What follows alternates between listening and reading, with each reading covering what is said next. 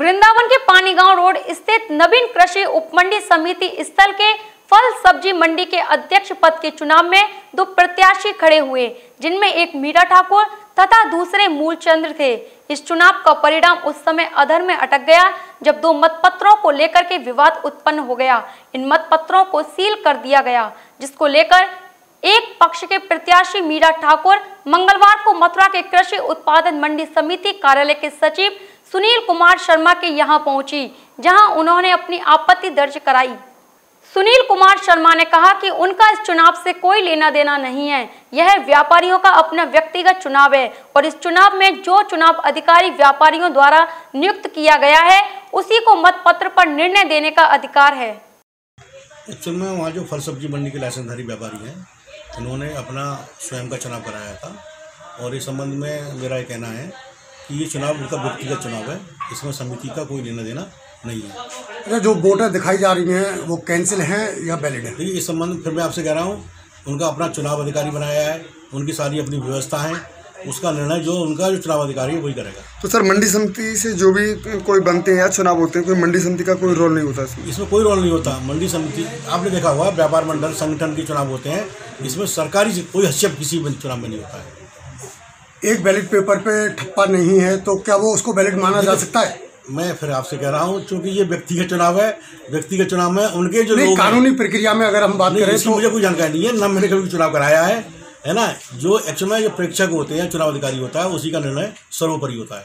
इस संबंध में प्रत्याशी मीरा ठाकुर ने अपनी बात रखते हुए कहा कि दोनों पत्र पूरी तरह से अवैध हैं, जिस पर कि मंडी समिति को निर्णय लेना चाहिए।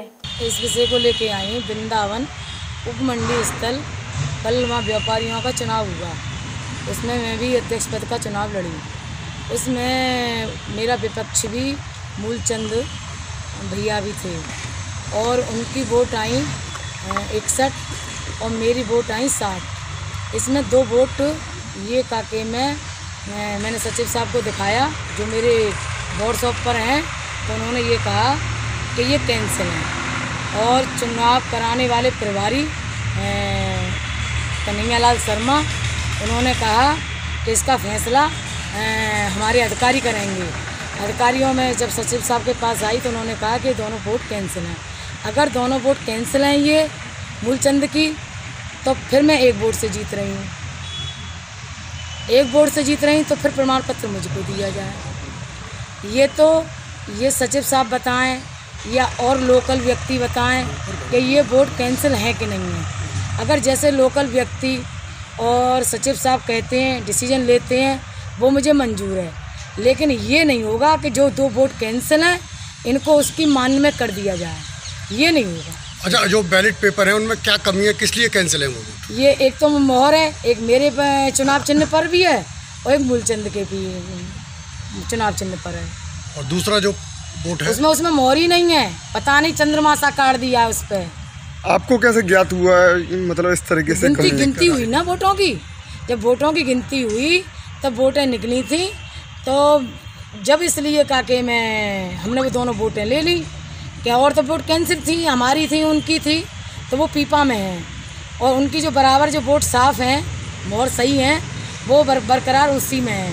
59 वोट उसकी हैं, 60 वोट मेरी हैं। तो क्या माना जाए कि आपके साथ कुछ गलत हो रहा है? तो गलत तो है, आप बताइए, मैं आप गलत नहीं है। एक तरफ तो सचिव आप कह रही हैं कि सचिव कह रहे हैं हाँ, कि वो वोट कैंसिल है, तो फिर उसके बाद आपको प्रमाण पत्र क्यों नहीं दिया जाए? वो कन्हैयालाल इनके चुनाव प्रभारी हैं वृंदावन, जो चुनाव उन्होंने कराया है, उन्होंने कहा कि अधिकारी फैसला करेंगे।